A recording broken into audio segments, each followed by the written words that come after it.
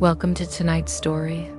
If you're watching this, turn off your lights, because this one happens in a house that might sound a little too familiar.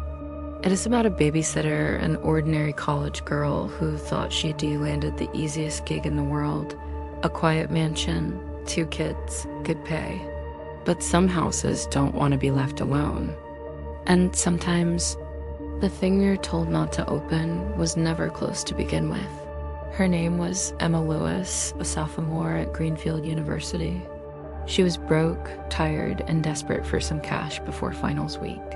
When she saw the flyer pinned to the campus job board, babysitter needed, overnight, $250 cash, easy work, she didn't even think twice. The address was on Maple Hollow Drive, the fancy side of town where lawns looked like they were cut with scissors. She showed up around 6 p.m., her little blue Honda rattling down the long cobblestone driveway. The house was massive Victorian style, all white pillars and black shutters, the kind of place that creaked just from remembering how old it was. Mrs. Harper opened the door before Emma could even knock. Perfectly dressed, polite smile, but something in her eyes. Distant, like her mind was somewhere else. "Oh, you must be Emma. Thank you for coming on such short notice," she said. Her husband appeared behind her, tall, thin, hair graying at the edges. He barely said hello. Inside, the house smelled faintly like old candles and lemon polish. The walls were lined with portraits, family pictures, mostly of the kids, but also older paintings. Ones with cracked frames and faces that didn't look like they belonged to anyone alive. The kids, Mason, age 9, and Lily, age 6, were sitting on the living room floor watching cartoons. Lily's hair was in messy blonde pigtails, and she barely looked up. Mason gave a quick wave that kept his eyes on the TV. Mrs. Harper handed Emma a typed list of instructions. "We'll be gone until around 2 in the morning. The kids have already eaten. Bedtime's at 9. There's Wi-Fi, snacks, and we'll leave the number on the fridge." Then her tone changed, soft but sharp. "One more thing, whatever you do, don't open the basement door." Emma let out a nervous laugh. Sure, may I ask why?" Mrs. Harper smiled again, too quickly. "The lock is old. The stairs are steep. It's just not safe." Mr. Harper stepped closer, his expression almost unreadable. "Keep the kids upstairs after dark, especially Lily." Emma nodded, though a small chill ran through her. The Harpers left soon after taillights disappearing down the winding road. The house grew quiet. By 8 o'clock, Emma was on the couch scrolling through her phone while the kids played with Legos. Everything seemed fine, peaceful, too peaceful. She heard a faint thud somewhere behind the kitchen, then another. "Hey, did you guys hear that?" she asked. Mason shrugged. "Probably the basement. It does that sometimes." "Yeah," Lily whispered. "He moves around when it's dark." Emma froze. "Who moves around?" The little girl's voice was so small it almost vanished. "The man in the basement?" Mason shot her a warning look. "Lily, stop it. Mom said not to talk about that." Emma forced a smile. "Okay, well, let's maybe pick a different topic." But her heart was racing. After she tucked them into bed, she went downstairs to grab a snack. The old refrigerator hummed quietly. Everything felt heavier. The house creaked like it was breathing. As she passed the hallway near the kitchen, her eyes caught a door she hadn't noticed before. Dark wood, brass handle, old lock, the basement door. And there it was again, thud. A slow, dragging sound like something heavy shifting on concrete. Emma froze. It wasn't pipes, it wasn't wind. It was movement. She leaned in just close enough to hear. The sound stopped, then 3 soft knocks. Her breath hitched. She backed away, phone shaking in her hand, half laughing to calm herself down. "It's fine. It's just a house. Old houses make noise." But when she turned to go upstairs, she noticed something that made her skin crawl. A tiny handprint, smeared on the bottom of the door. Too small to be an adult's, and too fresh to be dust. Emma stared at it for a long time. Then, from the top of the stairs, she heard Lily's voice. "Emma?" She looked up. "Yeah, sweetie?" The little girl stood in her pajamas, eyes wide, voice trembling. "He's already out." For a second, Emma didn't move. The air in the hallway seemed to thicken around her. "What did you just say, Lily?" she whispered. The little girl rubbed her eyes, clutching a stuffed rabbit to her chest. "He's already out. Mommy said if we hear the basement, it means he's moving again." Emma swallowed hard. "Honey, there's no one down there. Your parents would have told me if they don't like talking about him," Lily said softly. "He gets mad." Emma felt the hairs on her neck rise. "Okay," she said carefully. "How about you go back to bed, yeah? I'll check everything out, make sure the doors are locked." Lily didn't move. She just kept staring toward the dark end of the hall. "He doesn't like when we lock the doors." Emma forced a small laugh. "Well, I do." "Go on, kiddo." She walked her back to the bedroom, tucked her in, and left a nightlight glowing by the wall. Mason was already asleep, half buried under a blanket, oblivious, but Emma didn't go to bed. Not after that. She crept downstairs again, trying to shake the unease crawling through her chest. The house was completely silent now, except for the soft ticking of a grandfather clock in the corner. She poured herself a glass of water, trying not to think about the handprint she'd seen. Her phone buzzed suddenly, a text from Mrs. Harper. "Everything okay?" Emma exhaled in relief and typed back quickly. "Yeah, all good." "Kids are asleep?" "Just a little noise from the basement earlier, but probably nothing." There was no reply. She waited a minute, then put the phone down. The silence deepened. Then, from somewhere behind her, a slow creak echoed through the kitchen, wood bending, footsteps on old floorboards. She turned fast, her pulse hammering. Hello? No one. The hallway was empty, except the basement door. It was open.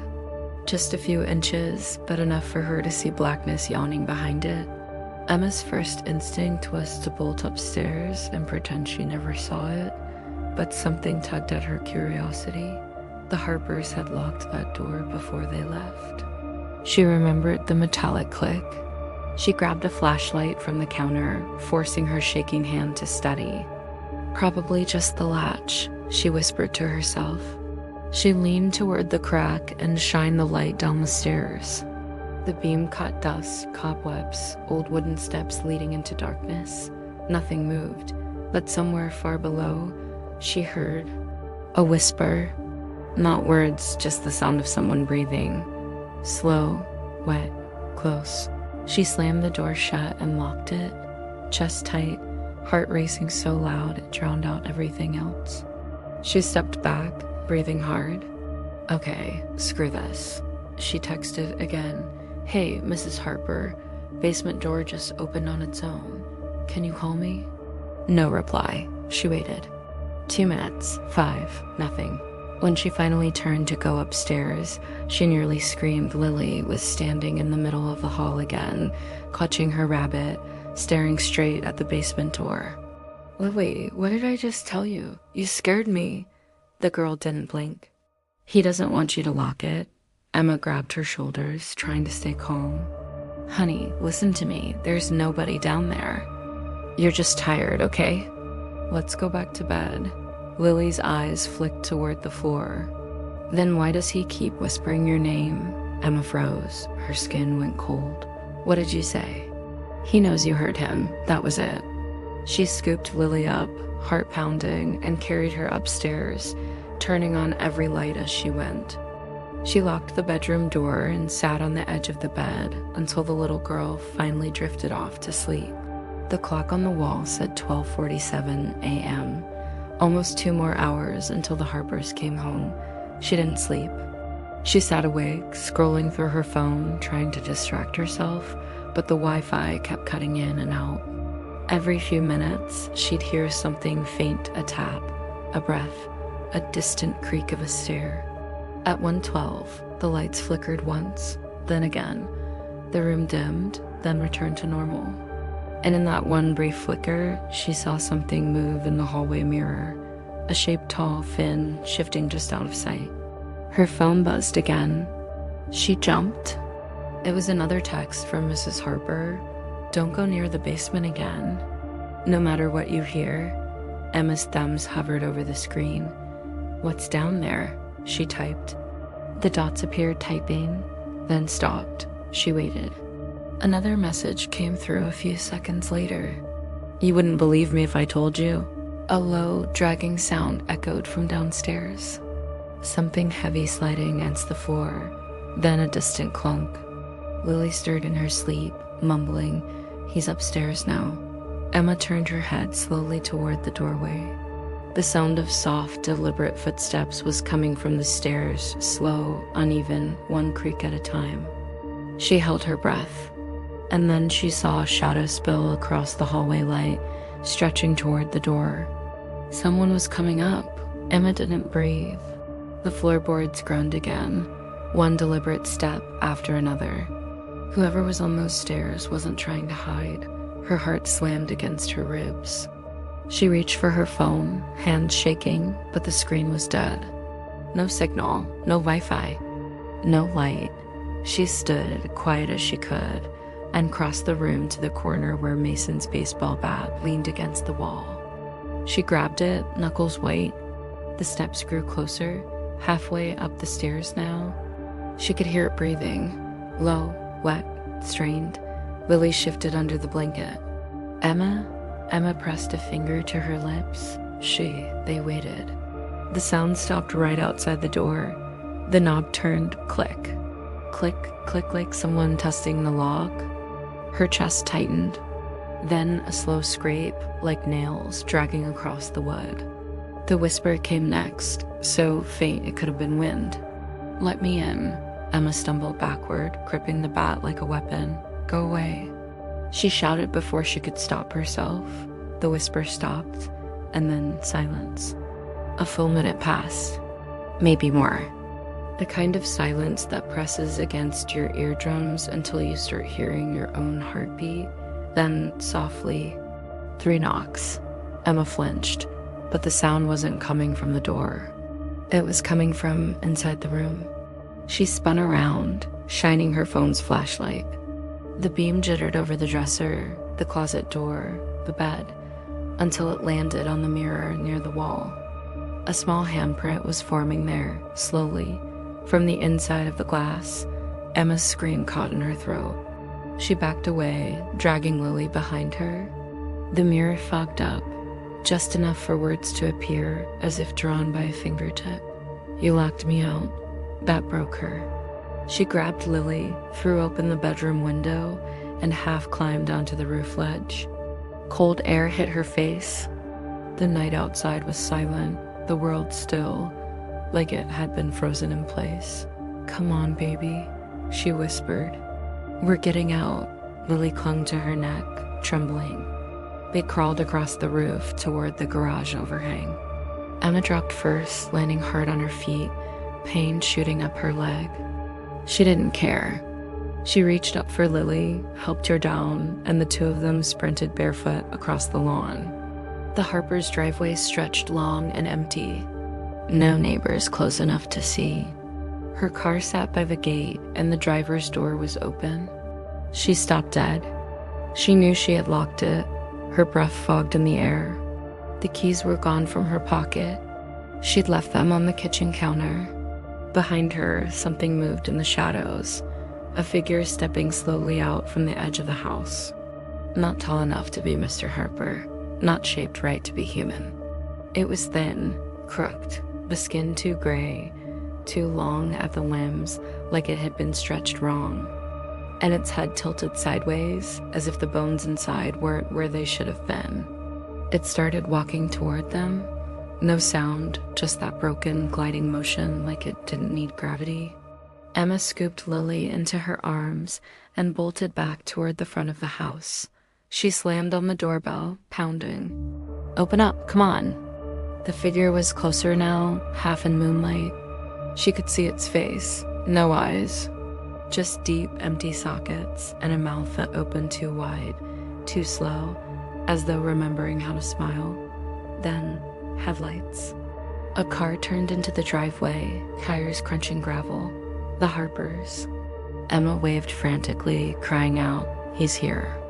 "There's something in your house." Mrs. Harper jumped out before the car even stopped, face pale as chalk. "Where is she?" Emma froze. "What? Where's Lily?" Mrs. Harper screamed. Emma turned, heart dropping. The little girl she'd been holding was gone, just gone. The night swallowed her. Mr. Harper ran toward the house, fumbling for his keys, yelling something Emma couldn't make out. Mrs. Harper grabbed Emma by the arms, shaking. "You opened it, didn't you? You opened the basement door." Emma's voice cracked. "It was already open. I heard something down there. You should have left it locked." Mrs. Harper's eyes filled with tears. "He only needs the door open once?" Once. Behind them, the porch light flickered, and a small figure stepped into the doorway.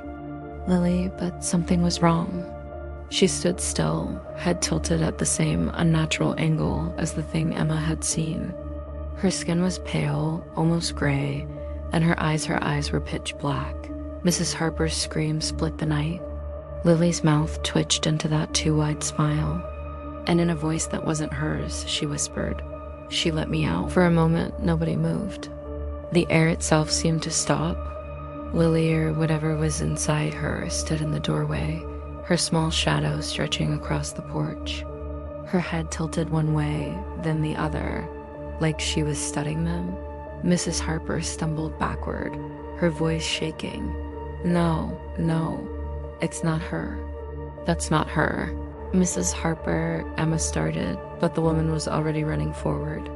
"Lily, sweetheart, it's Mommy. Come here." The little girl's smile grew wider, too wide, the corners of her mouth cracking faintly at the skin. "You left me down there?" she said, her voice layered, a child's tone wrapped in something deep and guttural. Mrs. Harper froze mid-step. "Oh, God." Mr. Harper pulled something from the trunk of the car, a metal cross, old and tarnished, bound with string and nails.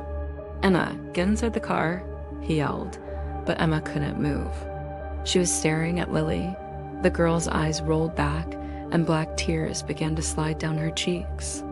She took one small step forward, barefoot on the cold stone, and then the porch lights blew out. Everything went dark. Emma's scream was swallowed by the night. Mr. Harper's voice shouted something she couldn't hear. Then a flash, light flaring as he held the cross high, murmuring under his breath. The shadows around Lily twisted, rippling like smoke. She fell to her knees, clutching her head, shrieking in a pitch that didn't sound human.